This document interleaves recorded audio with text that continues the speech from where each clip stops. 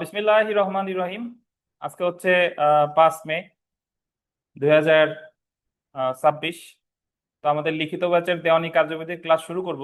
তো সবার আগে আমরা গতদিন যে পরীক্ষাটা নিয়েছিলাম গত বৃহস্পতিবারে অফলাইনের খাতাগুলো আমি দেখে দিয়েছি। অনলাইনের কিছু খাতা আছে, এই খাতাগুলো প্রথমে দেখব, তারপরে আমরা আজকে ক্লাস শুরু করব। দেখেন, তো তপন, আপনি প্রথমে যেটা লিখেছেন যে দেওয়ানি মোকদ্দমায় পক্ষদ্বয়ের উপস্থিতি এবং অনুপস্থিতির ফলাফল, প্রথমে যেটা লিখতে হবে তপন, আপনি উপস্থিতি বানানে ওই জায়গা স্বর নিচেই ত দিছেন, এখানে কিন্তু থ হবে। এটা ঠিক করে নিয়েন। এই যে দেখেন, আমি আমি এই জায়গায় দেখা যায় যে স্বর নিচে ত দিছেন, উপস্থিতি হবে। বুঝছেন তপন? আচ্ছা, এরপরে দেখেন, দেওয়ানি কার্যবিধি 1908-এর 9 আদেশের বাদী বা বিবাদীর উপস্থিতি অনুপস্থিতি সম্পর্কে আলোচনা করা হয়েছে। বাদীর ত্রুটির ক্ষেত্রে বাদীর মোকদ্দমা খারিজ এবং বিবাদীর ত্রুটি বা অনুপস্থিতির জন্য বিবাদীর মোকদ্দমা একতরফা ডিক্রি হতে পারে। আপনার কিন্তু সব জায়গায় অনুপস্থিতি এবং উপস্থিতি বানান ভুল। সো বাদীর মোকদ্দমার ক্ষেত্রে অনুপস্থিতির ফলাফল 2 বিধি অনুযায়ী প্রসেস ইস্যু বা ডাক মাসুল দিতে ব্যর্থ হইলে খারিজ করে দিতে পারে। 3 বিধি মতে যে ক্ষেত্রে বাদী বা বিবাদী উভয় পক্ষ হাজির হয় না, খারিজ করে দিতে পারে। প্রতিকার 2 এবং পুনরায় মামলা দায়ের করতে পারেন যদি তামাদি মেয়াদ অতিক্রান্ত না হয়।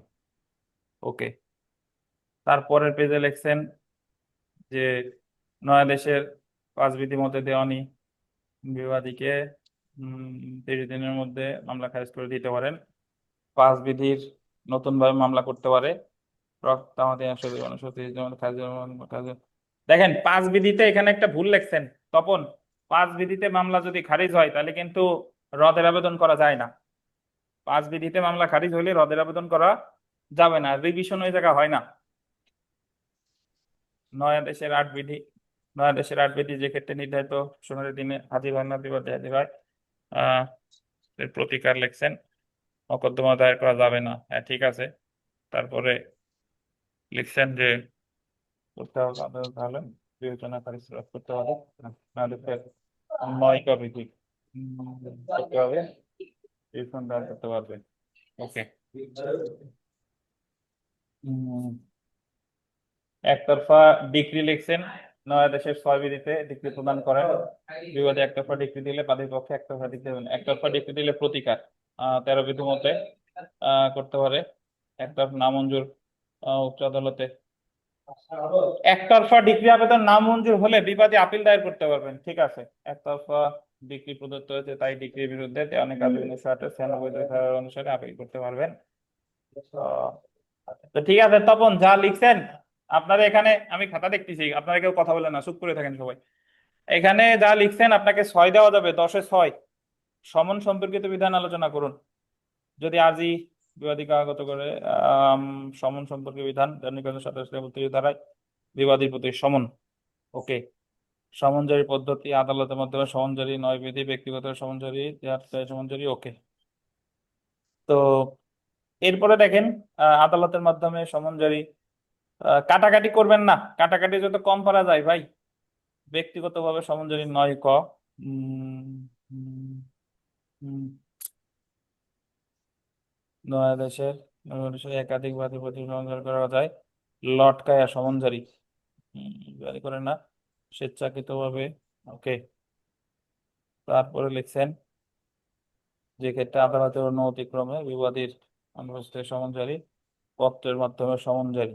ঠিক আছে, দেখেন প্রশ্নে কিন্তু বিকল্প পদ্ধতিতে সমন জারি এবং পত্রের মাধ্যমে সমন জারি আবারও জানতে চাইছিল, মনে আছে কিনা? সো এই জিনিসটা লেখা লাগবে 2 বার। এক হলো সমন জারি পদ্ধতির মধ্যে একবার আসবে, আবার যেহেতু জানতে চাইছে, হ্যাঁ লিখতে পারেন। তো এই জিনিস কিন্তু লেখা লাগবে 2 বার। সো আপনি একবার লিখছেন, তো মোটামুটি লিখছেন, এই জায়গা আপনাকে 5 দেওয়া হলো। তো 6-এর 5 11।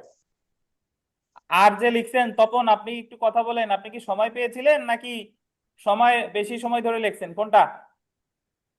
স্যার আমি 5 মিনিট ওভার হয়েছিল স্যার। 5 মিনিট ওভার হয়েছে। ওকে, ঠিক আছে। এখানে যা লিখছেন আপনি মোটামুটি এখানে ওই 4 পাবেন, তাহলে 6-এর 5 11 আর হলো 4, 15 পাইছেন। 30-এ 15।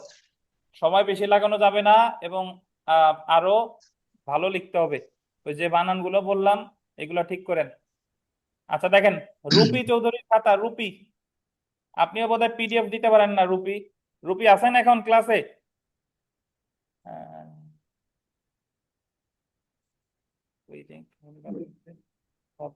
ওকে, প্লিডিংস, প্লিডিংস দেশের দিতে তো নজির উল্লেখ করা যাবে না। প্লিডিং সংশোধন, প্লিডিং সংশোধন রাধাকৃষ্ণ ধারক দাস 99, 151, 152। রুপি আপনি এত কথা লিখছেন কেন? এই প্রশ্নে তো 99, 151, 52 এগুলো লেখার দরকার নেই। আপনি জাস্ট লিখবেন প্লিডিংস কি, প্লিডিংস সংশোধনের নিয়ামক শর্তগুলো কি কি, তারপরে রাধাকৃষ্ণ দ্বারকা দাস, তারপরে আপনি আলোচনার পরিশেষে বলা যায় যে এই। আপনি তো অনেক অপ্রাসঙ্গিক কথা লিখছেন, মানে যেগুলো আমাদের পরীক্ষার প্রশ্নে চাই নাই। আপনি প্লিডিংস এর উপাদান লিখছেন, মানে ওই যে এটা ঠিক আছে, বাট ওই যে যে 99, তারপরে ওই ধারাগুলো এগুলো না লিখলেও চলে। তো যা লিখছেন আপনাকে ওখানে মোটামুটি 5.5 দেওয়া যাবে। সমন লিখছেন, সমনজের বিভিন্ন ধাপ, কুরিয়ার সার্ভিসের মাধ্যমে, আদালতের মাধ্যমে সমন জারি, ব্যক্তিগত মাধ্যমে সমন জারি।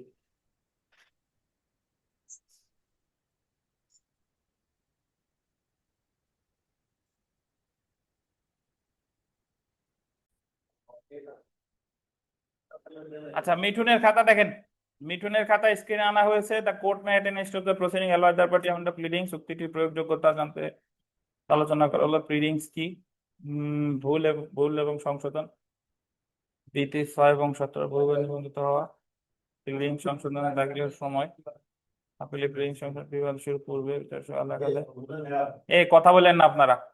আমি এই জায়গা একটা খাতা দেখতেছি, আপনারা কথা আসতে বলেন।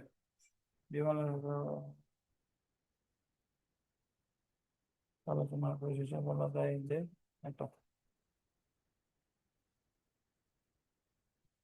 মিঠুন মজুমদার, আপনি ভালো হয় যদি আর 2-4 কথা, আরেকটু 2-4 কথা একটু বিস্তারিত লেখেন। মানে এটা হয়েছে, বাট আমি এক্সপেক্ট করতেছি আর একটু বিস্তারিত লেখা। তো আপনি এখানে 5.5 হাজিরা নেই গরজের সম্পর্কে আলোচনা করছে, বিবাদী সম্পর্কে আলোচনা করা হলো। 2 বিধিতে হলে 2 ও 3 বিধির প্রতিকার আছে 4। এই দুটো আটকাই দেন, মাথা উলাই গেছে আপনার। রিভিশন, রিভিশন বানান ভুল, REVISION, রিভিশন বানান ভুল, REVSION, রিভিশন। তো আপনি এখানে ভালো হয় আপনারা যখন উপস্থিতি এবং অনুপস্থিতির ফলাফল লিখবেন, এই জায়গা যারা আছে আগে লিখবেন যে মামলা খারিজ হয় কখন, 2, 3 লিখবেন, প্রতিকার 4, 5 লিখবেন, 5-এর প্রতিকার লিখবেন, তারপর 8 লিখবেন, 8-এর প্রতিকার লিখবেন, এরপর একতরফা ডিগ্রি লিখবেন, একতরফা ডিগ্রির প্রতিকার লিখবেন। এভাবে লিখলে ভালো হয়। আইনগত প্রতিকার একবার খারিজ রোধের আবেদন করতে পারবে, সাফিসিয়েন্ট পর্যায়ে আদালত সত্য করতে পারবে, নামঞ্জুরের আপিল করা যাবে, কিন্তু আবেদন মঞ্জুর হলে বিরুদ্ধ পক্ষ রিভিশন, রিভিশন বানান আবার ভুল। দেশের 9 ক সরাসরি খারিজ রোধের আবেদন 1000 টাকা খরচ প্রদান সাপেক্ষে, বিবাদিত ত্রুটি, বিবাদিত ত্রুটি ধরনের জায়গায় লিখছেন আদালত একতরফা ডিক্রি দিতে পারে। তো একতরফা ডিক্রি মানে আপনি যেটা লিখছেন একেবারেই সংক্ষিপ্ত, যা চাইছে সেটাই লিখছেন, বাট আর একটু বিস্তারিত লিখবেন। এইভাবে লিখতেন যে নয়াদেশের 6 বিধিতে একতরফা ডিক্রি সম্পর্কে আলোচনা করা হয়েছে। মকদ্দমার শুনানির দিন বাদী যদি উপস্থিত হয় এবং বিবাদী যদি অনুপস্থিত থাকে, এবং আদালত যদি দেখে বাদীর এখানে কোনো ত্রুটি নাই, সমন বিবাদীর প্রতি ঠিকঠাক ভাবেই জারি হয়েছে, তাহলে আদালত বাদীর পক্ষে এবং বিবাদীর বিপক্ষে যে ডিক্রি দেয় তাকে একতরফা ডিক্রি বলে। তো আপনি লিখেছেন বটে, বাট একেবারেই সংক্ষিপ্ত। আর একটু বিস্তারিত আশা করি আপনার কাছে মিঠুন সাহেব। যদি এখানে থেকে থাকেন বা থেকে না থাকলেও সমস্যা নাই, রেকর্ডিং দেখবেন, তাহলে বিস্তারিত বুঝতে পারবেন।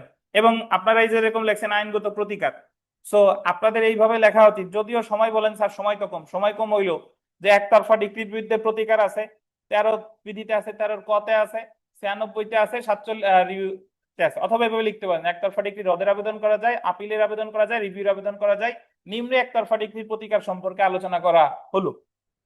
কিন্তু আপনি যদি একতরফা ডিক্রির ভিতরে কি কি প্রতিকার আছে এটা প্রথমে 2-4 কথা না বলে সরাসরি 1-1, 13 ক হইছে বটে, বাট কি হয় নাই, লেখাটা সাজানো হয় নাই, এটা আরো ভালো করা যেত। ঠিক আছে, তো এখানে যেটা লিখছেন 5.5 পাবেন, তাহলে দুইটা লেখা হয়েছে 11। Answer to the 4।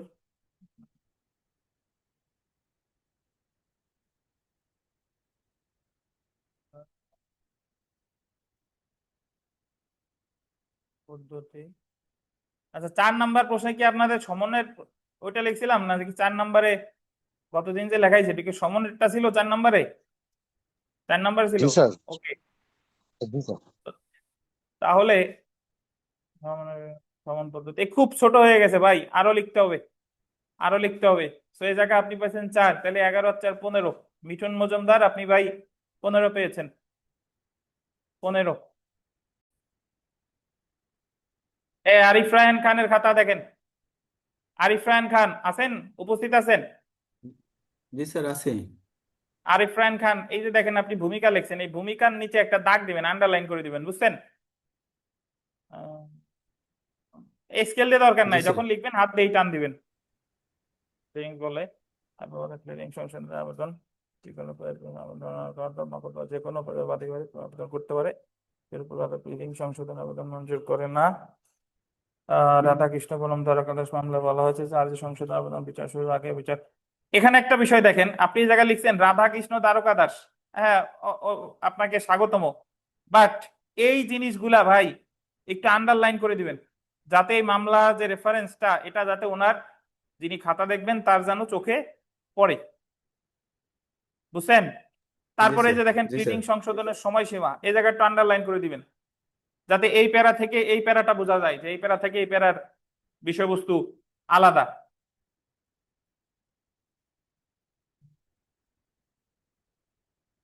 ঠিক আছে আরিফ রায়হান খান, আপনি যা লিখছেন 5.5, 2 নাম্বার প্রশ্ন লিখছেন। যেটা সম্পর্কে আলোচনা করছে আজেরা কলেজের ফলাফল বিধি মকদ্দমাটি খারিজ করে দিতে হবে প্রসেস ফি প্রদান না করলে। ওকে, উপস্থিত না হলে 2 মামলা খারিজ হলে। এই যে যেরকম লেখছেন যে 2-3 বিধিতে মামলা খারিজ না হলে প্রতিকার, এই এই এই এই এটা একটা আন্ডারলাইন করে দিতে হবে যাতে বুঝতে পারে যে উপরে খারিজ লিখছি এরপরে প্রতিকার লিখছি। মামলা দায়ের করতে হবে 5 বিধি মোতাবেক খারিজ। নতুন মামলা দায়ের করতে পারেন না হয় খারিজের প্রতিকার। ওকে,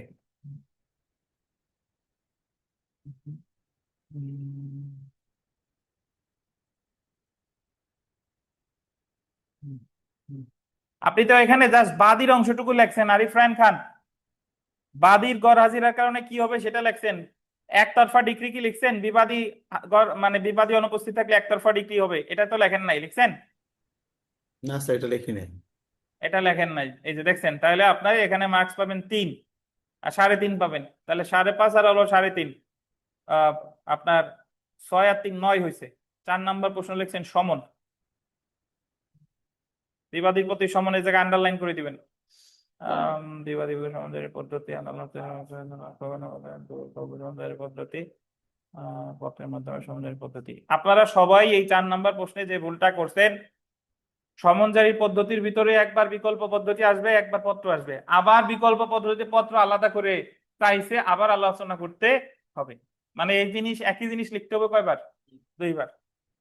সো এখানে যেটা লিখছেন আপনি ওই 4 পাবেন আর কি, তাহলে 9 আর 4 13। আর ইরফান খান আপনি 30-এ 13 পেয়েছেন।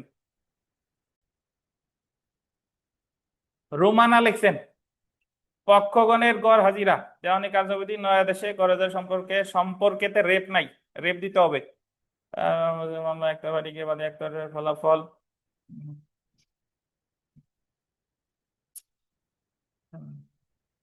5 লিখলেন, 8 লিখলেন, বাট 2-3 এর প্রতিকার তো লিখলেন না। আচ্ছা লিখছেন, উপরে লিখছেন, ধন্যবাদ।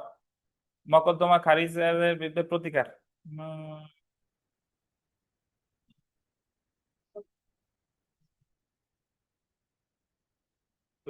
কারণ একতরফা ডিগ্রি থাকলে একতরফা ডিগ্রি ওদের বিরুদ্ধে প্রতিকার।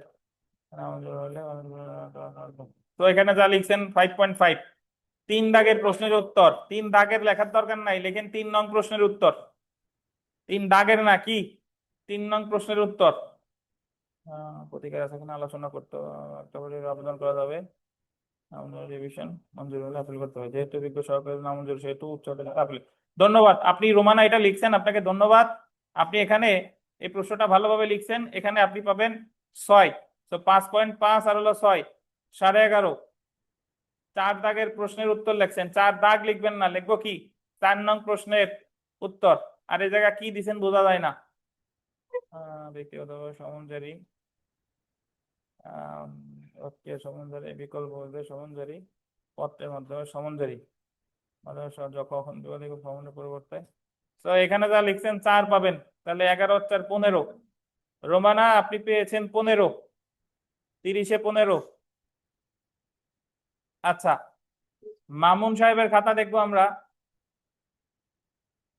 মামুন সাহেবের খাতা দেখেন, মামুন সাহেব একত্রে প্লিডিং বলে, প্লিডিং সম্পর্কে আলোচনা করা হয়েছে দেওয়ানি কাজ 59 সহায়তা এসে প্লিডিং সংশোধন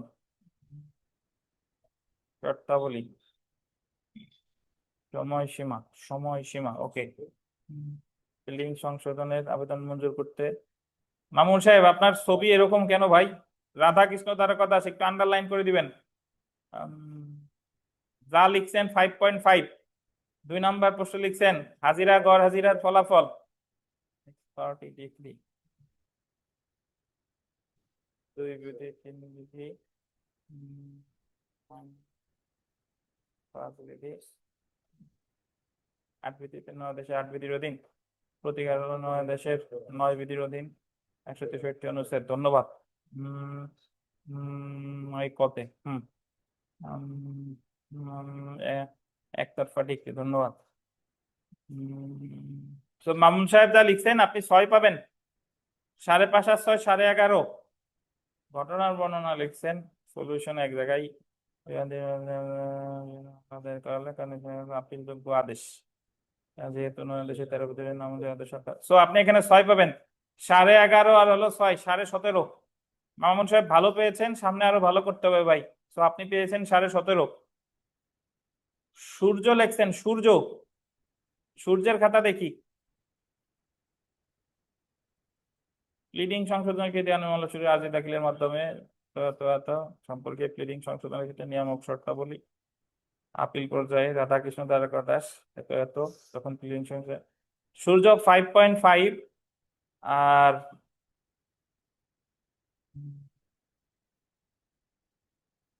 উনিও তাই লিখছে, আবার লেখে নাই বিকল্প পদ্ধতি প্লাস। আমি কিন্তু পড়ানোর সময় বলছিলাম 2বার চাইলে 2বার লিখতে হবে।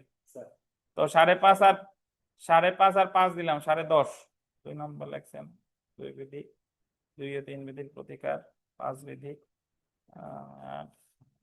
10.5 আর 5 দেওয়া যাবে না, আপনি এই জায়গায় একতরফা ডিগ্রি লেখেন নাই। তো 10.5 আর 3.5 12 আর 15 পাইছেন, সূর্য পাইছেন 15।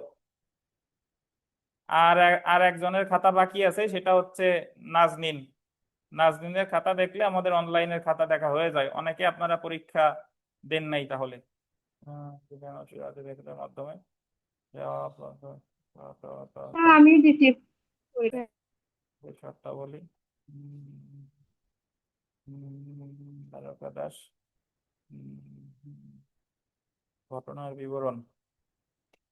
নাজিন 5 পাবেন, আরজি সংশোধনে যেটা লিখছেন। আচ্ছা 5 আর হলো ঘটনার বিবরণ দেখি, আসল জায়গায় আসি। প্রথমে একটা আবেদন করতে হয় না, একটা 47 এই জায়গা তো আপনারা বুঝেনি নাই। এই জায়গা 13তে যে আবেদনটা করছে, 13 আবেদন কি হয়েছে? নামঞ্জুর হয়েছে। 13 আবেদন যদি নামঞ্জুর হয় তাহলে প্রতিকার কি? আপিল। তো কি লিখছেন নাজনীন? হয় নাই তো, তাহলে 2 পাবেন, হয় নাই। তারপর লিখছেন 2 5 আর 2 7 পেয়েছেন, 7 হয় নাই। আর যারা পরীক্ষা দেন নাই তাদেরকে বলি সামনে দিন পরীক্ষা দিয়েন, আমাদের আগামী বৃহস্পতিবার, মানে হচ্ছে আর 2 দিন পরে, নাকি একদিন পরে, মঙ্গলবার, আগামী পরশু দিন আমাদের পরীক্ষা হলো। কয় নাম্বার থেকে কত? 7 8 9 10, 7 8 9 10। আমি এটার দিছি উপর পরীক্ষা। তো আজকে আমাদের ক্লাস শুরু করব। দেখেন আমরা 21 নম্বর প্রশ্নটা দেখব। দেখেন 21 নম্বর প্রশ্নটা আপনাদের সর্বশেষ পরীক্ষায় আসছে এবং এই প্রশ্নটা আসলে একটু পড়ি তারপর ব্যাখ্যা দিই। দেখেন, মামলা দায়ের পরবর্তী ঘটনা প্রবাহ আরজিতে বাদীর দাবিকৃত সুস্পষ্ট প্রতিকারকে প্রভাবিত করতে পারে কিনা তা সংক্ষেপে আলোচনা করুন। এই প্রশ্ন পড়ে অনেকে 2-3 মিনিট মানে চুপ করে আছে যে এই জায়গা কোন জায়গার প্রশ্ন আসলো আর কি। ঠিক আছে, তা আসলে এটা আপনাদের ওই সৃজনশীল উত্তর লিখতে হবে আর কি। আগে প্রশ্নটা আবার পড়ি, বুঝেন। দেখেন, মামলা দায়ের পরবর্তী ঘটনা প্রবাহ মানে আপনি যখন মামলা দায়ের করছেন তারপরের যে ঘটনাগুলো আরজিতে বাদীর দাবিকৃত সুস্পষ্ট প্রতিকারকে প্রভাবিত করতে পারে কিনা। মামলা দায়ের করছেন, এরপরে যদি কোনো ঘটনা ঘটে ওই ঘটনাগুলো বাদীর দাবিরে প্রভাবিত করতে পারে কিনা, বাদীর দাবিরে প্রভাবিত করতে পারে কিনা, এ হলো কথা। আমরা একটা আলোচনা পড়ছিলাম, মনে আছে? আমি একটু বলি যে আরজি খারিজের ক্ষেত্রে শুধু আরজির বিষয়বস্তুই আদালত বিবেচনায় নিবে। ওই জায়গায় বিবাদী এসে কি বলল, বিবাদী তার দরখাস্তে কি বলল, এটা বিবেচনায় নিবে না। আপনাদের মনে আছে কিনা? আরজি খারিজের ক্ষেত্রে দেখবে যে আরজিতে মূল্যমান আছে কিনা, কোর্ট ফি ঠিকঠাক মতো দিছে কিনা, কজ অফ অ্যাকশন আছে কিনা, আইন দ্বারা বাড়িতে কিনা, এইগুলার যদি ঠিকঠাক থাকে বিবাদী এসে যতই আপত্তি দেখ, যত যা করুক, জীবনেও কি করবে না, খারিজ করবে না। তাহলে আরজি খারিজের ক্ষেত্রে আমরা শুধুমাত্র আদালত বিবেচনায় নাই আরজির কি ত্রুটি আছে, বিবাদী কি এসে বললো, এগুলো কিন্তু বিবেচনায় নিবে না। বুঝেন কিনা? তো এই ক্ষেত্রেও তাই, যে আরজিতে আমি কি চাইছি, আমি যদি ঠিকঠাক মতো প্রমাণ করতে পারি তাহলে আদালত আমার প্রতিকার দিবে। এরপর বিবাদী এসে কি বললো, বিবাদী এসে কি সাক্ষ্য দিল, এটা বিবেচ্য বিষয় না। পরবর্তী ঘটনা আমার আরজির যে দাবি আমি করেছি এটার উপরে কোনো প্রভাব বিস্তার করবে না। বুঝতেন? এখন এই উত্তর হলো আপনার যুক্তি দিয়ে সাজাই গুছাইয়া লেখা লাগবে। আসেন আমরা একটু পড়ি। দেখেন, একটি দেওয়ানি মামলা আরজি দাখিলের মাধ্যমে শুরু হয়, দাখিল হয়ে গেছে, ল দেন। একটি দেওয়ানি মামলা আরজি দাখিলের মাধ্যমে শুরু হয়ে ডিক্রি প্রদানের মাধ্যমে সমাপ্ত হয়ে থাকে, এটা তো আমরা মোটামুটি জানি, জানি না? তারপরে দেখেন, একটি মামলা দায়েরের পর মামলা চলাকালীন সময়ে নতুন কোনো বিষয় উদ্ভব হতে পারে, পারে না? পারে। সেক্ষেত্রে মোকদ্দমার পক্ষগণ প্লিডিং সংশোধনের আবেদন করতে পারে। আমরা জানি যে মামলা দায়েরের পর যদি নতুন কোনো ঘটনার উদ্ভব হয় সেক্ষেত্রে কি করে, প্লিডিং সংশোধনের আবেদন করতে পারে। তারপরে দেখেন, মামলা দায়ের পরবর্তী ঘটনা প্রবাহ আরজিতে বাদীর দাবিকৃত সুস্পষ্ট প্রতিকারকে প্রভাবিত করতে পারে কিনা। দেখেন, মামলা দায়েরের পরবর্তী ঘটনা বাদীর আরজিতে দাবিকৃত সুস্পষ্ট প্রতিকারকে প্রভাবিত করবে না। আন্ডারলাইন করেন, প্রভাবিত করবে না। যদি না সেটি মামলার বিষয়বস্তুকে আন্ডারলাইন করেন, পরিবর্তন করে কিংবা মামলার কোনো পক্ষকে ক্ষতিগ্রস্ত করে। তবে যদি ঘটনাটি বিবাদীর পক্ষে হয়ে থাকে এবং বিবাদী যদি তার লিখিত জবাবে সেই বিষয়টিকে যুক্ত করতে চায়, সেক্ষেত্রে তার লিখিত জবাব 6 আদেশের 17 বিধি অনুযায়ী সংশোধন করতে হবে। কিন্তু প্লিডিং সংশোধনের সবচেয়ে গুরুত্বপূর্ণ যে শর্তটি সেটি হলো, আন্ডারলাইন করবেন, প্লিডিংসে এমন কিছু বাদ বা যুক্ত করা যাবে না যেটা মোকদ্দমার ফান্ডামেন্টাল ক্যারেক্টারকে পরিবর্তন করে ফেলে। ফান্ডামেন্টাল ক্যারেক্টার মানে হলো মৌলিক বৈশিষ্ট্য। মানে প্লিডিং সংশোধন আপনি রায়ের আগেও করতে পারবেন, কিন্তু প্লিডিং সংশোধন করে এমন কিছু করা যাবে না যে মামলার নেসারি বদলে গেছে এবং অপরপক্ষের প্রতিকারকে ক্ষতিগ্রস্ত হয়ে গেছে, ক্ষতি কি হবে, ক্ষতিগ্রস্ত করে। সুতরাং মামলা পরবর্তী ঘটনা যদি বাদীর সুস্পষ্ট প্রতিকারকে বাধাগ্রস্ত করে, সেই ধরনের বিষয় প্লিডিংসে যুক্ত করা থেকে আদালত কি থাকবেন, বিরত থাকবে। আলোচনার পরিশেষে বলা যায় যে মামলা দায়েরের পরবর্তী ঘটনা বাদীর আরজিতে দাবিকৃত সুস্পষ্ট প্রতিকারকে প্রভাবিত করবে না, যদি না সেটি মামলার বিষয়বস্তুকে কি করে, পরিবর্তন করে কিংবা মামলার কোনো পক্ষকে কি করে, ক্ষতিগ্রস্ত করে। তবে ন্যায় বিচারের স্বার্থে আদালত যে কোনো সিদ্ধান্ত নিতে পারে। এখন অনেকে বলবেন যে স্যার কিছুই তো বুঝলাম না। বোঝানোর স্বার্থে এই প্রশ্নের আপনি আলোচনা করবেন যে দেওয়ানি মামলা শুরু হয় আরজি দাখিলের মাধ্যমে, শেষ হয় ডিক্রি প্রদানের মাধ্যমে, এবং আরজিতে যা যা প্রার্থনা করে সেটা বাদীকে সাক্ষ্য প্রমাণ দিয়ে কি করতে হবে, প্রমাণ করতে হবে। আর বিবাদী সেটারে কি করে, লিখিত জবাবের মাধ্যমে অস্বীকার করে। এখন আমরা ওই যে প্লিডিং সংশোধনের বিষয়টা আনছি, যে যদি নতুন কোনো বিষয় উত্থাপিত হয় কখনো কখনো প্লিডিং সংশোধনের আবেদন করা হয়। তবে প্লিডিং সংশোধনের কারণে যদি মামলার নেচারই চেঞ্জ হওয়ার সময়, মানে নেচারই চেঞ্জ হওয়ার সম্ভাবনা থাকে, তাইলে আবার প্লিডিং সংশোধনের আবেদন কি করবে না, মঞ্জুর করবে না। তাই আপনি বলে দিবেন যে আলোচনার পরিশেষে বলা যায় যে আপনার যে আরজিতে যা আছে পরবর্তী ঘটনাসমূহ আরজির চাওয়া পাওয়াকে প্রভাব বিস্তার করবে না। বুঝতে পারছেন? তো এই ধরনের প্রশ্ন আপনারে দিয়ে বিভ্রান্ত করে, উত্তর ছিল মাত্র 4-5 মার্ক। এটা দেখাইতে পারছে মানে আপনি কি এটা টাচ করতে পারছেন কিনা, মানে একেবারে ফাঁকা রেখে আসারছে যে আপনার মাথায় কতটুকু ঢুকছে এবং আপনি কতটুকু এটা লিখতে পারেন। এটা এখানে দেখবে যে আপনার মানে আপনি কি একেবারে ঘাবড়ায় ছেড়ে দিছেন নাকি অ্যাটলিস্ট চেষ্টা করছেন যে আমি কি পারছি কিনা। তো আমরা এখানে দেখেন 22 কতে চলে আসি, আরজি ও লিখিত জবাবের মুসাবিদা করুন। এই জিনিসটা আমরা শিখবো কোথায় গিয়ে, সুনির্দিষ্ট প্রতিকারে গিয়ে শিখবো। তো তার আগে এখানে কতগুলো শর্ট নোট আছে, এই শর্ট নোটগুলো আমরা একটু পড়ে ফেলি। আর আমরা একটু আগে সাজেশনে যাই, আমাদের যে একেবারে শুরুতে আসেন, সাজেশনে আসেন, পাইছেন?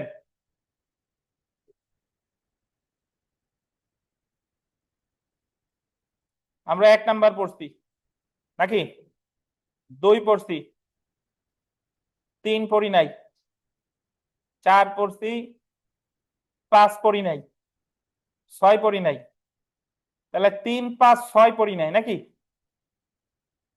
7 পড়ছি, 8 পড়ছি, 9 পড়ছি, 10 পড়ছি, 11 পড়ছি, 12 পড়ছি, 13 পড়ছি, 14 পড়ছি, 15 পড়া হয় নাই নাকি, তাহলে 3, 5, 6 আর কত, 15, 16 পড়ছি, 17 পড়া হয়েছে না, 18 পড়া হয়েছে, 19 পড়া হয়েছে, 20 পড়া হয়েছে নাকি, 21 পড়া হয়ে গেল। তাহলে আমাদের এই শর্ট নোট বাকি আর হলো 3, 5, 6, 15। তার মানে ওই যে রিভিউ, রিভিশন, আপিল, ডিক্রিজারি আর 151 দ্বারা, এই জিনিসগুলো বাকি।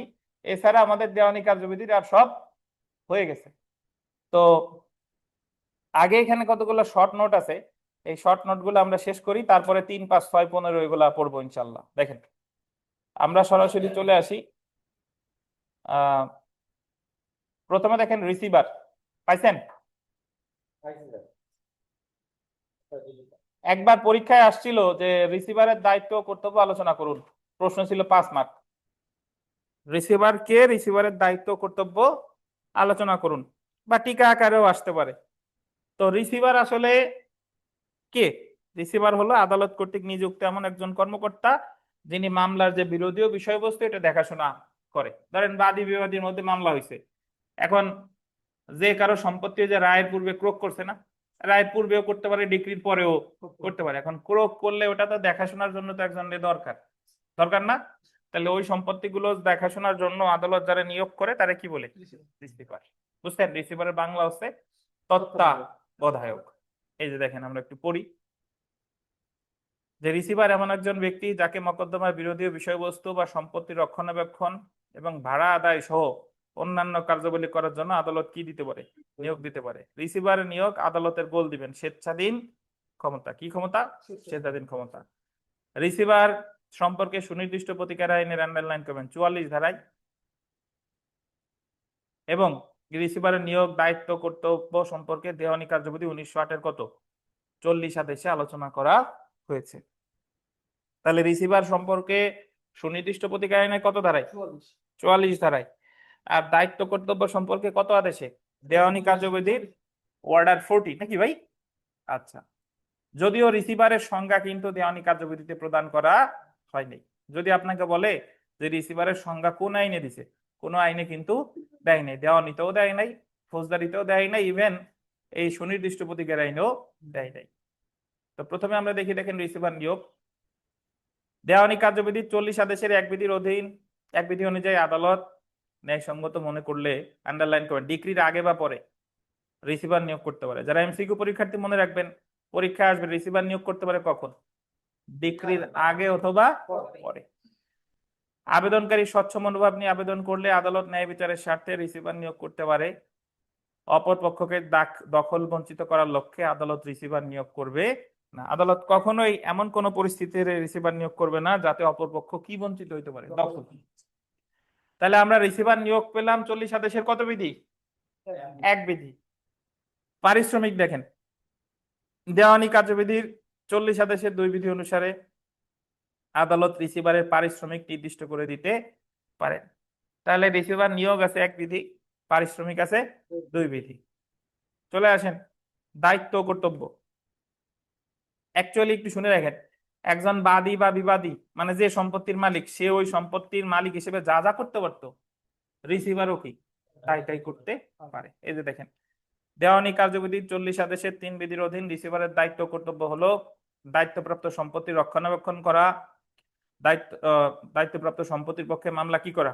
পরিচালনা করা, দায়িত্বপ্রাপ্ত সকল হিসাব নিকাশ যথাযথভাবে আদালতের নিকট কি করা? দাখিল করা, দায়িত্বপ্রাপ্ত সম্পত্তির মঙ্গলার্থে আদালতের নির্দেশ মোতাবেক কি করা? পদক্ষেপ গ্রহণ করা। অবহেলার দরুন সম্পত্তি যেন কোনো ক্ষতি না হয় সেদিকে রিসিভারকে কি রাখতে হবে? খেয়াল রাখতে হবে।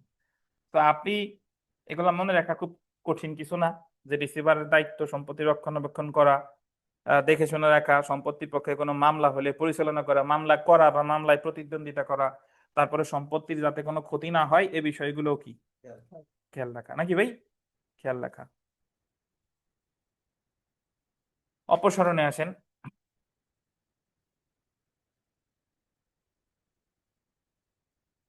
রিসিভার আদালতের নির্দেশ মোতাবেক হিসাব দাখিল করতে ব্যর্থ হলে বা ইচ্ছাকৃতভাবে সম্পত্তির ক্ষতি সাধন করলে, মানে রিসিভার নিয়োগ করছে একজন রে, এখন সে হিসাব ঠিকঠাক মতো দিতে পারে নাই বা সম্পত্তির কি করছে ক্ষতি সাধন করছে, বা রিসিভারের উপর অর্পিত দায়িত্বের মেয়াদ শেষ হলে 40 আদেশের 4 বিধি অনুসারে আদালত রিসিভারকে অপসারণ করতে পারে। তার দায়িত্ব শেষ হয়ে গেলে, দায়িত্ব অবহেলা করলে বা ক্ষতি সাধন করলে তার রিসিভার হিসেবে তাকে অপসারণ করতে পারে। এখন থার্ড ব্র্যাকেটের মধ্যে একটা কথা আছে দেখেন, 40 আদেশের 1 ও 4 বিধি হলো আপিলযোগ্য আদেশ। আপনাদের এখান থেকে একটা সমস্যামূলক প্রশ্ন দিতে পারে, ধরেন বিশাল একটা ফ্যাক্ট দিয়ে বললো যে রিসিভার নিয়োগের আবেদন করছে, আদালত মঞ্জুর করছে বা আবেদন নামঞ্জুর করছে, তাহলে সংক্ষুব্ধ পক্ষের প্রতিকার কি? 40 আদেশের 1 ও 4 বিধি, একে কি আছে শিল্পী বলেন, এক বিধিতে কি আছে? 40 আদেশের 1 বিধিতে কি আছে বলেন তো? নিয়োগ। আর 4 বিধিতে কি আছে? অপসারণ। তাহলে নিয়োগ যদি করে বা নিয়োগ যদি না করে, অপসারণ যদি করে, অপসারণ যদি কি না করে, প্রতিকার কি? আপিল। সংক্ষুব্ধ পক্ষ কি করবে? আপিল। গতদিন একটা পরীক্ষা একটা সমস্যামূলক প্রশ্ন দিছিলাম, আমাদের এই শীটে আসছে একরকম, মঞ্জুর করলে, আমি ওই জায়গায় শুধু নাম মঞ্জুর করে দিছি এবং ওইটা আপনারা অনেকে অ্যান্সারই করেন নাই। যদি 9 আদেশের 13 দরখাস্ত মঞ্জুর করছে, তাহলে বিবাদী যা চাইছে বিবাদীর তা দিয়ে দিছে, তাহলে সংক্ষুব্ধকে বাদী, বাদীর প্রতিকার রিভিশন। বুঝেন কিনা? আর আমি পরীক্ষায় দিছি হলো যদি না মঞ্জুর করে, মানে বিবাদী 13তে চাইছে একতরফা ডিক্রি রদ করা হোক, বিবাদীর ডিক্রি কি করে নাই? রদ করে নাই, তাহলে সংক্ষুব্ধকে বিবাদী, বিবাদী প্রতিকার কি? আপিল। কারণ 9 আদেশের 13 যদি না মঞ্জুর হয় এটা একটা আপিলযোগ্য আদেশ। খুব ভালোভাবে পড়াইছিলাম, 9 আদেশের 13 যদি না মঞ্জুর হয় আপিলযোগ্য আদেশ।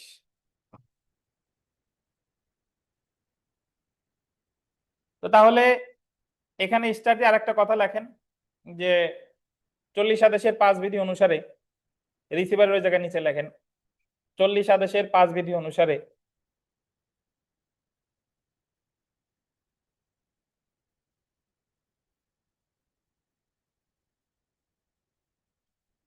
রাজস্ব প্রদানকারী ভূমির ক্ষেত্রে, রাজস্ব প্রদানকারী ভূমির ক্ষেত্রে রাজস্ব প্রদানকারী ভূমির ক্ষেত্রে আদালত কালেক্টরকে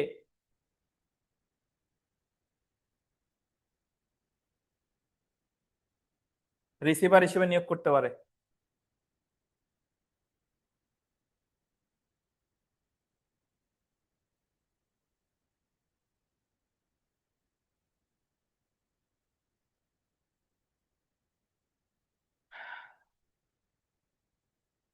এখন যদি বলেন স্যার রাজস্ব প্রদানকারী ভূমি কি, যে ভূমির জন্য কর দিতে হয় নাকি, তাহলে কালেক্টরকে রিসিভার হিসেবে নিয়োগ করতে পারে কোন ধরনের ভূমির ক্ষেত্রে?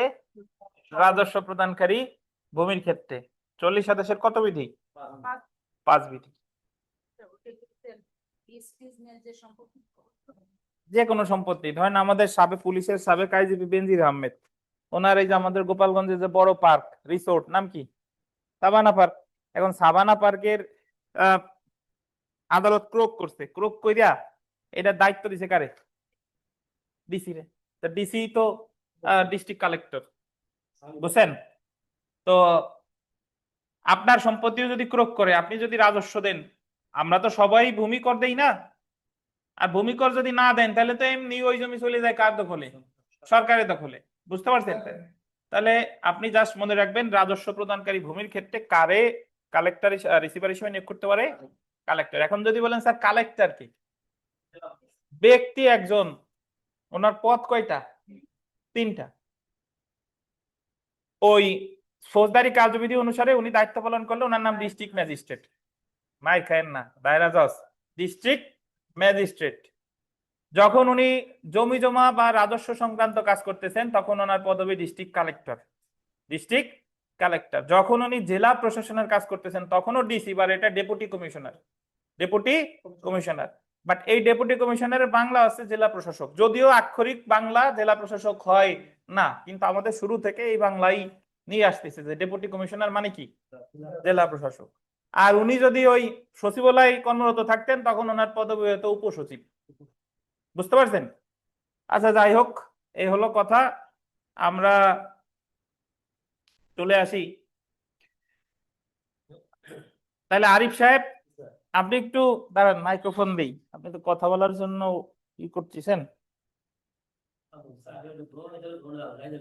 আপনি যে মাইক্রোফোন নিয়ে বলেন যে 40 আদেশের 5টা বিধির জাস্ট টাইটেল বলেন, বিস্তারিত না, না দেখে বলেন। কলম সরাচ্ছেন তো দেখে বলবেন। 40 আদেশের 5 বিধি স্যার। হ্যাঁ, স্যার 1, জোরে বলেন, খুঁজে পাচ্ছেন না? না, এই লাইটটা অন করে দেন, উনি লাইটটা অন করে দেন, খুঁজে পাচ্ছে না। স্যার রিসিভার রিসিভার নিয়োগের হুম 40 আদেশের 1 বিধিতে আছে রিসিভার নিয়োগ, হুম 2 আছে পারিশ্রমিক, হুম 3 আছে দায়িত্ব ও কর্তব্য, হুম আর 4 আছে স্যার অপসারণ। আর নাই? আর 5 স্যার এই মাত্র পালাম, ওই যদি ওই যে ডিসি সাহেবরে রিসিভারের দায়িত্ব দেওয়া হয় কালেক্টরকে, রাজস্ব প্রদানকারী ভূমির ক্ষেত্রে কালেক্টরকে রিসিভার হিসেবে দায়িত্ব দিতে পারে। আপনার কি কিছুই মনে নাই? সবই তো দেখে বললেন। স্যার একটু অন্য মানুষ ছিলাম, রিটি ছিলাম স্যার। রিটে ছিলেন, রিট থেকে বের হয়ে আসেন। যারা আপনারা এই জায়গা যারা আছেন ভাই, মানে জীবনের কিছু নিষ্ঠুর বাস্তবতা মেনে নিতে হয়। ধরেন আপনারা এই জায়গায় অনেকে আছেন খুব অসহায়, যে আপনাদের রিভিউতে রোল আসছে এখন বাদ দিয়ে দিছে। তো রিভিউতে রোল আসাও আল্লাহর রহমত ছিল, বাদ দিছে, মনে করবেন যে আল্লাহ চাচ্ছে না, এখন হচ্ছে না। এখন ওই জিনিস নিয়ে যদি পড়ে থাকেন, ওটা রিড করছেন, রিড করলে আসুক না আসুক ওটা হলো বোনাস। বুঝছেন? আমার এই জায়গা ওই ওই রিটের কারণে যদি আপনার এই পড়াশোনায় ক্ষতিগ্রস্ত হন, তাহলে কিন্তু এই যে এক্সট্রা সময়টুকু পাচ্ছেন, এইটার উপকারিতা কিন্তু সামনে গিয়ে পাবেন না। তো যা হওয়ার হয়েছে, চেষ্টা করেন যাতে সেকেন্ড টাইমে পাস করা যায়। আর রিটের যদি রেজাল্ট আপনাদের পক্ষে আসে তাহলে তো ভাইবা দিতে তো পারবেনই, সেটা তো এক্সট্রা। এজন্য রিট থেকে বের হয়ে আসেন। তাহলে স্যার 40 আদেশের 5 বিধিতে আমরা বলবো কালেক্টর নিয়োগ। মাফ করেন, প্রত্যার্পণে আসি। দেখেন, প্রত্যার্পণ, রেস্টিটিউশন পাইছেন?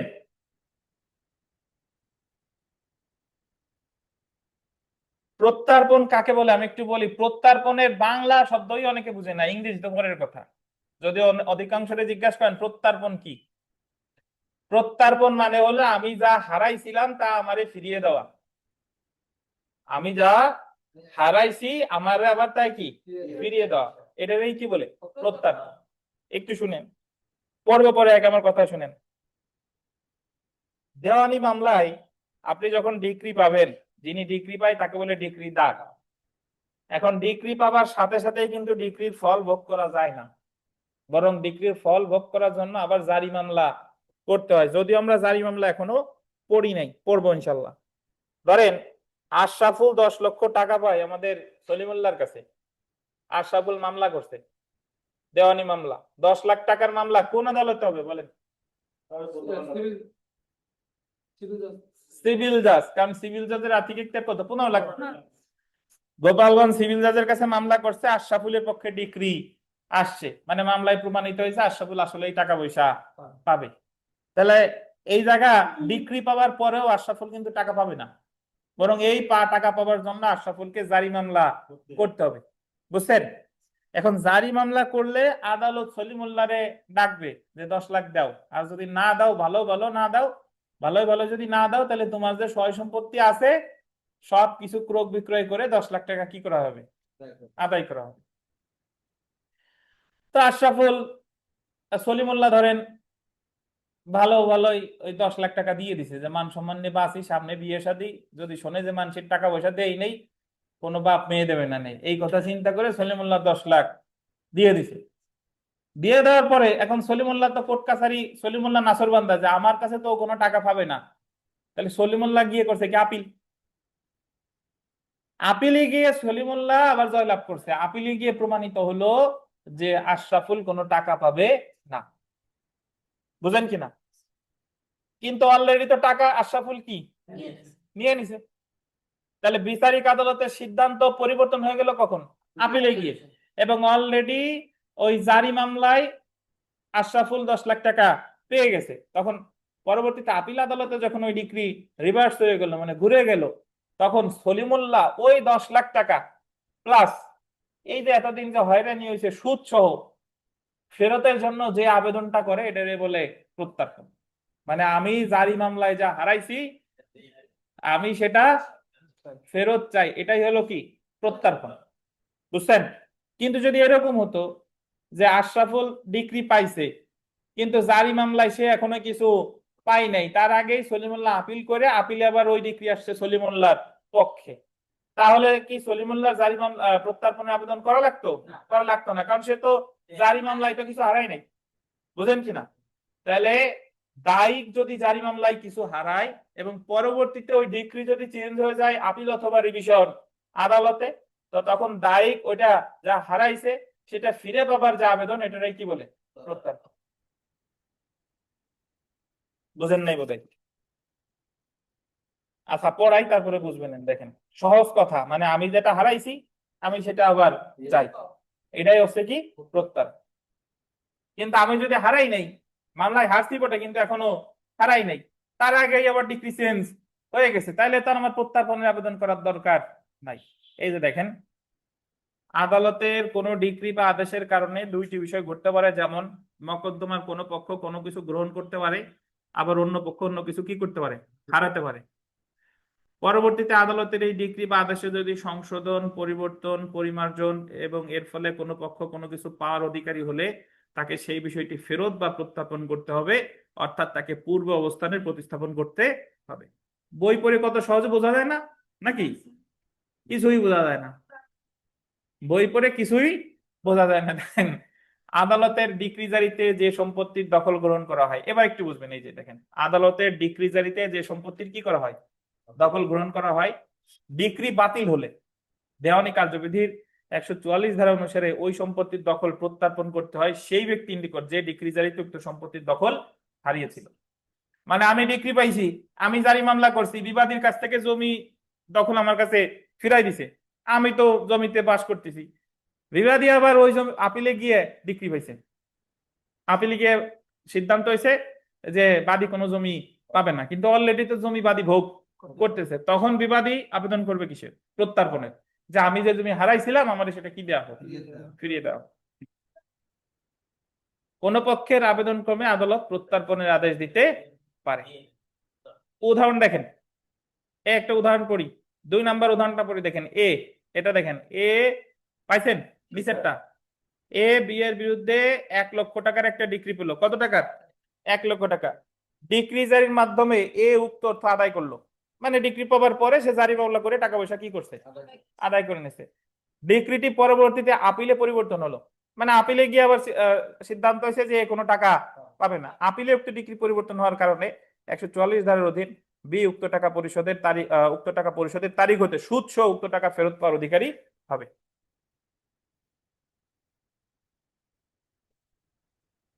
তামাদি আইনের 181 অনুচ্ছেদ অনুযায়ী প্রত্যর্পণের আবেদনের তামাদি মেয়াদ কতদিন? 3 বছর।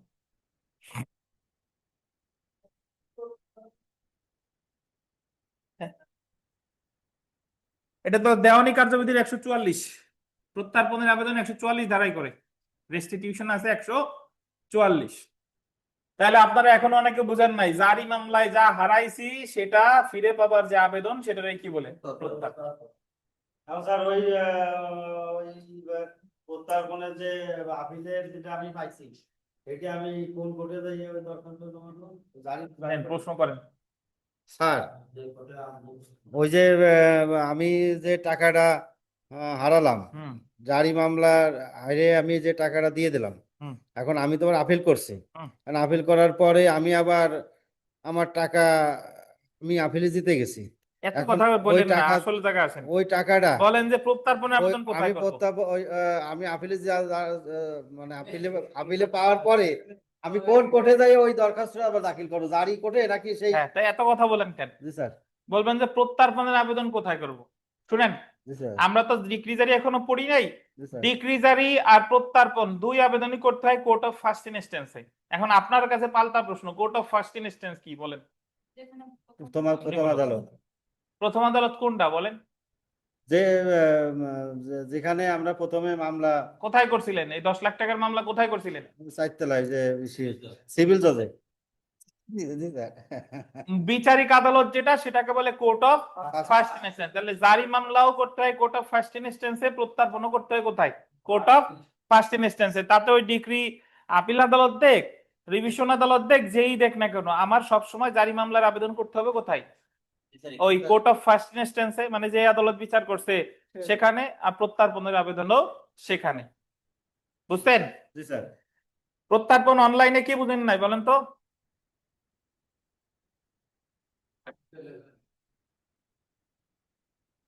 হ্যালো,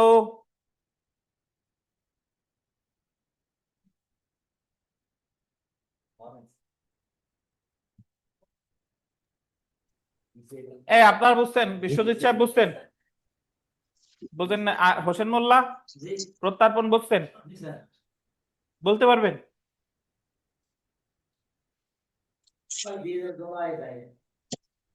আচ্ছা, আমরা চলে এসে দেখেন ইন্টারপ্লিডার স্যুট।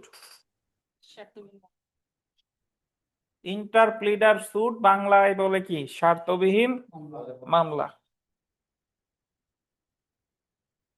আমাদের স্বার্থ আছে বলেই তো আমরা মামলা করি, কিন্তু এই জায়গা বলছে স্বার্থবিহীন মামলা। তাহলে স্বার্থবিহীন মামলা আসলে কি? স্বার্থবিহীন মামলা হচ্ছে যে বাদী মামলা করছে, কিন্তু ওই মামলার বাদী যে বিষয় নিয়ে মামলা করছে ওই বিষয়ের কোনো স্বার্থ বাদীর নাই। বাদী শুধু চায় যে মামলা করতে যে খরচ হয়েছে এই খরচাটা আমার যাতে দিয়ে দেওয়া হয়। বুঝছেন? তো এটা কিরকম? এটা স্থাবর সম্পত্তির ক্ষেত্রেও হতে পারে, এটা অস্থাবর সম্পত্তির ক্ষেত্রেও হতে পারে। ধরেন রথিন সাহেবের কাছে উনি 5 ভরির একটা হার পাইছে, সোনার হার। এখন এই হার এসে আরিফ সাহেবও দাবি করতেছে উনি মালিক, আবার বিশ্বজিৎ দাবি করতেছে উনি মালিক। এখন রথিন সাহেব বলতেছে যে হার আমি রাখতেছি না, কিন্তু তোমরা যেহেতু দুইজন দাবি করছো, দুইজনের তো আমার দিলে, দেখা গেলো একজনে দিছি, তখন আর একজন তো আমার বিরুদ্ধে মামলা করবে, বা অন্য জনকে দিলাম তাহলে আর একজন আমার বিরুদ্ধে মামলা করবে। তাইলে আমি দিতে চাই, কিন্তু দিতে চাই কার মাধ্যমে? আদালতের মাধ্যমে। তখন রথিন সাহেব গিয়ে আদালতে মামলা করে দিবে যে ইওর অনার, আমি এই সম্পত্তির মালিক, আমি এই সম্পত্তির মালিক না, কিন্তু আমি এটা অর্পণ করতে চাই। এই সম্পত্তির দাবিদার 2 বা ততোধিক, 2 জনও হতে পারে, আবার কি 2 জনের বেশিও হতে পারে, 2 বা ততোধিক। তো এই ক্ষেত্রে আপনি যারে ভালো মনে হয় সাক্ষ্য প্রমাণ নিয়ে তারে দিয়ে দেন, কিন্তু আমার মামলা করতে উকিল সাহেবের যে টাকা দেওয়া লাগলো, এই কোর্ট ফি বাবদ যে টাকা দেওয়া লাগলো আমার খরচ যাতে আমারে দিয়ে দেয়। তো আমার এই মামলায় খরচের দাবি ছাড়া আর কিছু কি নাই, দাবি নাই। তাহলে ইন্টারপ্লিটার সুট বুঝছেন? আপনি একটা জমির দখলে আছেন দীর্ঘদিন যাবত, এখন এই জমির দখল এনসিপির একজন দাবি করতেছে, এই জমির মালিক সে, বিএনপি ক্ষমতায় দাবি করতেছে সে।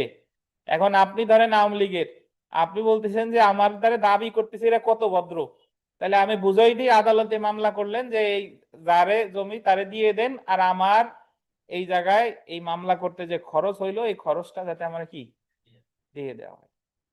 বুঝছেন? এটারই কি বলে? ইন্টারপ্লিটার সুট বা স্বার্থবিহীন মামলা। দেওয়ানি কার্যবিধির আছে সেকশন 88, মানে ধারা 88, আর আদেশ কত? 35। এই জন্য বলে যে স্বার্থবিহীন মামলায় সর্বনিম্ন বিবাদী কয়জন? 2 জন। বিবাদী 2 জন, ইচ্ছা করলে আরো বেশি হতে পারে, 100 জনও হতে পারে। দেখেন, দেওয়ানি কার্যবিধির 88 ধারায় এবং 35 আদেশে স্বার্থবিহীন মামলা বা ইন্টারপ্লিটার সুট সম্পর্কে আলোচনা করা হয়েছে। গোল দিবেন, 2 বা ততোধিক ব্যক্তি, এই প্রবাস ওটা ঠেলে দেন, 2 বা ততোধিক ব্যক্তি অপর কোনো ব্যক্তির নিকট পাওনা টাকা, আন্ডারলাইন করেন, কি পাওনা টাকা বা কোনো আন্ডারলাইন করেন, স্থাবর বা অস্থাবর সম্পত্তির দাবি করে এবং যার নিকট তা দাবি করা হয় উক্ত সম্পত্তির উপর তার খরচার দাবি ব্যতীত, এটা আন্ডারলাইন করেন, কি দাবি ব্যতীত? খরচার দাবি ব্যতীত যদি অন্য কোনো দাবি দেওয়া না থাকে তবে তিনি প্রকৃত মালিকের নিকট উক্ত সম্পত্তি বা অর্থ অর্পণ করতে প্রস্তুত থাকে। তবে সেই সম্পত্তি বা অর্থ কার নিকট অর্পণ করতে হবে সেই বিষয়ে আদালতের সিদ্ধান্ত গ্রহণের জন্য এবং নিজের খরচার দাবি আদায়ের জন্য উক্তরূপ দাবিদারগণের সকলের বিরুদ্ধে যে মামলা দায়ের করা হয় তা হলো কি স্বার্থবিহীন মামলা বা ইন্টারপ্লিটার সুট। সো আপনি যে এই জিনিস মুখস্থ করবেন বিষয়টা তা না, আপনি আপনার ভাষায় লিখবেন যে যদি কোনো স্থাবর বা অস্থাবর সম্পত্তির দখলে কেউ থাকে এবং ওনার কাছে এসে যদি 2 বা ততোধিক ব্যক্তি ওই স্থাবর বা অস্থাবর সম্পত্তির মালিকানা দাবি করে এবং যিনি দখলে আছেন তিনি তাহলে আদালতে মামলা করেন যে প্রকৃত দাবিদারগণকে যাতে আদালত এটা বুঝিয়ে দেয়, এবং ওই যিনি মামলা করেছেন তার ওই মামলায় শুধুমাত্র ওই মামলার খরচ ব্যতীত আর কোনো দাবি দেওয়া থাকে না। একেই কি বলে? ইন্টারপ্লিটার সুট। এই সম্পর্কে আলোচনা করেছে কততে? 88 ধারা, আর আদেশ কত? 35। বুঝছেন? বিষয়টা এমন না যে এটা হুবহুই লিখতে হবে, জাস্ট হুবহু কি লিখতে হবে? ধারা আর আদেশ। ইন্টারপ্লিটার সুট আছে কত ধারায়? 88 ধারা, আদেশ হলো 35। উদাহরণ দেখেন, এ একটি সম্পত্তির দখলে আছে। কে আছে? এ। সি এবং ডি উক্ত সম্পত্তির দখল দাবি করে। উক্ত সম্পত্তিতে এ কোনো স্বার্থ দাবি করে না, কিন্তু সে উক্ত সম্পত্তির প্রকৃত মালিককে অর্পণ করতে চাই, হবে, চাই হয়ে গেছে, চাই লেখেন, মন্তস্থ দেন, চাই। এ স্বার্থবিহীন মামলা করতে পারে। এখন স্বার্থবিহীন মামলার কতগুলা বিষয় আছে, কি কি দেখেন, যে মামলার বিষয়বস্তুতে বাদীর খরচার দাবি ব্যতীত অন্য কোনো স্বার্থ নিহিত নাই। তাহলে মামলার বিষয়বস্তুতে বাদীর শুধু কি দাবি আছে? খরচার দাবি। আর কোনো দাবি দেওয়া আছে? নাই।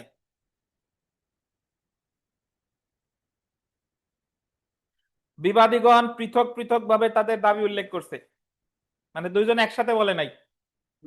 সি সির মতো করে চাইছে, ডি ডি এর মতো করে চাইছে। বুঝছেন? 2 জন যদি একসাথে এসে বলতো যে আমরা এই 2 জনের জমির মালিক, তাহলে কি স্বার্থবিহীন মামলা করার সুযোগ ছিল না? কারণ স্বার্থবিহীন মামলায় বিবাদী হইতে হবে অ্যাটলিস্ট কয়জন? 2 জন। 2 জন যদি একসাথে চাই তাহলে কিন্তু আবার 2 জনের চাওয়া এক হয়ে যাচ্ছে। বুঝেন কিনা? বাদী ও বিবাদীর মধ্যে কোনরূপ কি নাই? ষড়যন্ত্র নাই। তো এখানে বিশেষভাবে উল্লেখ্য যে স্বার্থবিহীন মোকদ্দমার বিষয়বস্তুতে বাদী কোনো স্বার্থের দাবি করে না, বাদী শুধুমাত্র খরচার দাবি করতে পারে। এবং তারপরে পৃষ্ঠায় একটা লাইন আছে, দেখেন,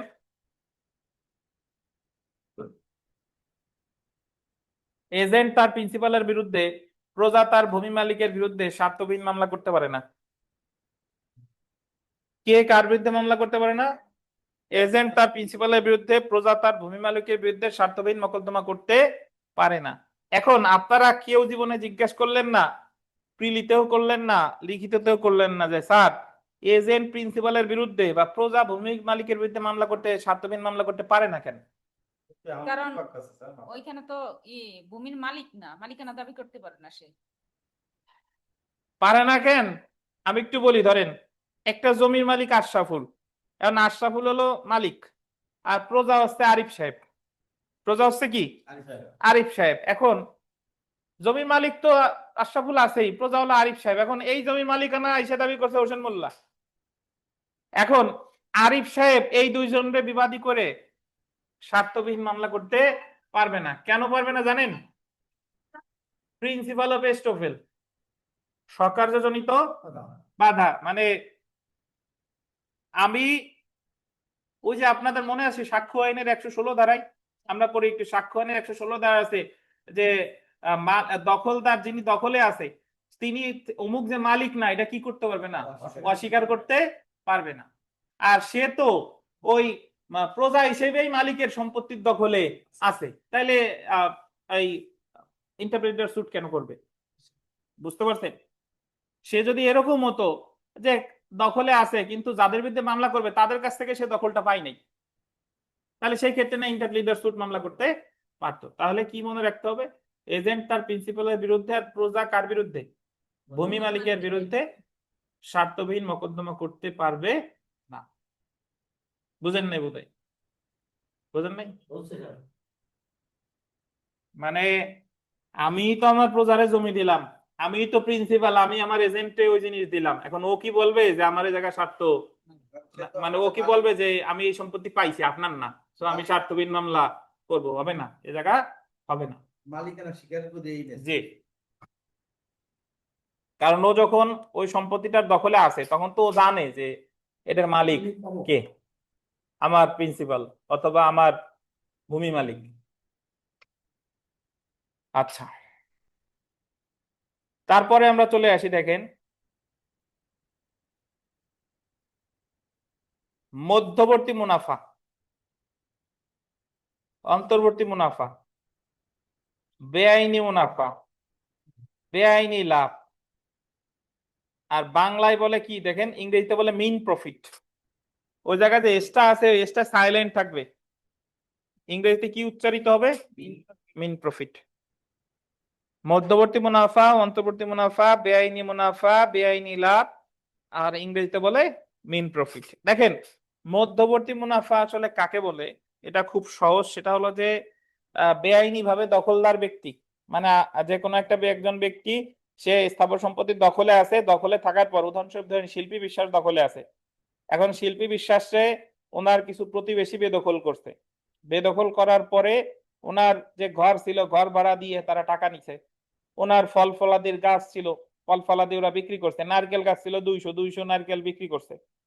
বাঁশ ঝাড় ছিল বাঁশ বিক্রি করছে। ঘর ছিল ঘর ভাড়া দিয়ে টাকা পয়সা নিছে। তাহলে শিল্পী বিশ্বাস এখানে মামলা দখল তো চাইতেই পারে এবং সেই সাথে চাইতে পারে মধ্যবর্তী মুনাফা, মানে বেআইনি ভাবে দখলকার ওই সম্পত্তি থেকে প্রাকৃতিক উপায়ে যে লাভ করে সেটার বলে মধ্যবর্তী মুনাফা। কিন্তু ওই যারা শিল্পী বিশ্বাসে বেদখল করেছে তারা যদি ভাই ওই জমিতে ফলের গাছ লাগাইয়া ফল বিক্রি করে, ঘর তৈরি করে ঘর ভাড়া দেয়, তাহলে এটা আবার মধ্যবর্তী মুনাফা হবে না। বুঝছেন? মধ্যবর্তী মুনাফা হতে হলে যিনি বেআইনি ভাবে বেদখল করেছে তাকে ওই জমি থেকে প্রাকৃতিক পন্থায় লাভ করতে হবে। সে যদি কোনো উন্নয়ন করে, সে যদি কোনো কাজ করে লাভ করে, তাহলে সেটাকে মধ্যবর্তী মুনাফা বলা যাবে না। বুঝেন কিনা? জি, লিচু গাছ যদি যে বেদখল করতে আপনারে সে লিচু গাছ লাগায় লিচু বিক্রি করছে, এটা মধ্যবর্তী মুনাফা আপনি দাবি করতে পারবেন না। আমার থেকে নিলে হবে। জি জি জি জি, বুঝছেন? এই যে দেখেন বেআইনি ভাবে দখলকৃত সম্পত্তিতে স্বাভাবিক নিয়মে, এটা বলতেন স্বাভাবিক নিয়মে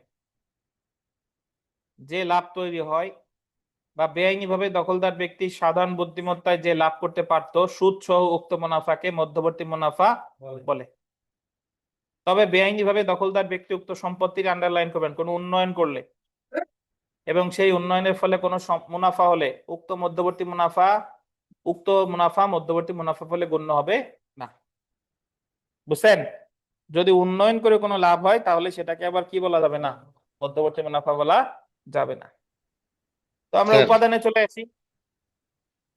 যে কোনো সংজ্ঞারে বিশ্লেষণ করলে পাওয়া যাবে উপাদান। ধরেন আপনি একটা সিঙ্গারা খাইছেন, এখন যদি আপনারা বলে সিঙ্গারার উপাদান কি কি, এটা মুখস্থ করার দরকার নাই, যা যা খাইছেন ওইটা আটা আছে, তেল আছে, আলু আছে, নাকি মরিচ পাইছেন 2-1 সিঙ্গারা, এবার ছোলাও আছে, বাদামও আছে, তাহলে উপাদান হলো এইগুলা। তাহলে এই সংজ্ঞা থেকে আমরা যা পাইছি, মধ্যবর্তী মুনাফার ক্ষেত্রে অবশ্যই বেআইনি ভাবে দখলদার থাকবে। আর সে যে লাভটা করবে কিভাবে? প্রাকৃতিক উপায়। সে উন্নয়ন করে কিছু লাভ করলে সেটা মধ্যবর্তী মুনাফা হবে না। এই যে দেখেন, মধ্যবর্তী মুনাফার ক্ষেত্রে বাদীকে প্রমাণ করতে হবে যে সে উক্ত সম্পত্তির মালিক এবং বিবাদী কর্তৃক বাদীর সম্পত্তিতে বেআইনি বা অন্যায় দখলে থাকা। বেআইনি দখলদার বিবাদী উক্ত সম্পত্তি হতে সাধারণ বুদ্ধিমত্তায় মুনাফা গ্রহণ করেছে।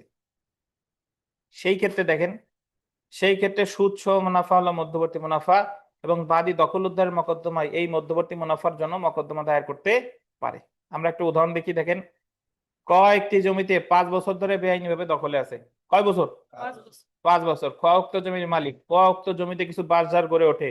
ক 2 লক্ষ টাকার বাঁশ বিক্রি করে। এই 2 লক্ষ টাকা এবং সুদ সহ তার মুনাফাকে মধ্যবর্তী মুনাফা বলে। বুঝছেন? মধ্যবর্তী মুনাফা, বেআইনি মুনাফা, অন্তর্বর্তী মুনাফা সব একই কথা, ইংরেজিতে বলে মিন প্রফিট। তামাদি মেয়াদ দেখেন, তামাদি আইনের 109 অনুচ্ছেদ অনুযায়ী মধ্যবর্তী মুনাফা আদায়ের মকদ্দমার তামাদি মেয়াদ হলো কত বছর? 3 বছর। মধ্যবর্তী মুনাফা আদায়ের মকদ্দমার তামাদি মেয়াদ 3 বছর। আর এই বাঁশ যার যদি সে নিজে লাগাইতো তাহলে বাঁশ বিক্রি করলেও কি হতো না? মধ্যবর্তী মুনাফা হতো না। তো আপনাদের আজকে এই পর্যন্তই। ভালো থাকেন। আমাদের নেক্সট পড়া বৃহস্পতিবার হলো পরীক্ষা, 7, 8, 9, 10। 7, 8, 9, 10 ওই দিন 3টা 30-এ পরীক্ষা, 30 মার্কের পরীক্ষা, 1 ঘন্টা 10 মিনিট। ওইভাবেই পরীক্ষা দিবেন এবং সব লেখার চেষ্টা করবেন। আমি সবাইকে পরীক্ষায় চাই, অনলাইন অফলাইনে যারা আছেন সবাইকে পরীক্ষা চাই। আর আজকে অনলাইনে যাদের পরীক্ষা খাতা দেখা হয়েছে, আজকের ক্লাসের শুরুতে আছে, রেকর্ডিং থেকে দেখে নিন। ভালো স্যার। থাকেন। আসসালামু আলাইকুম। পুরনো খাতা অনেক জনের আছে।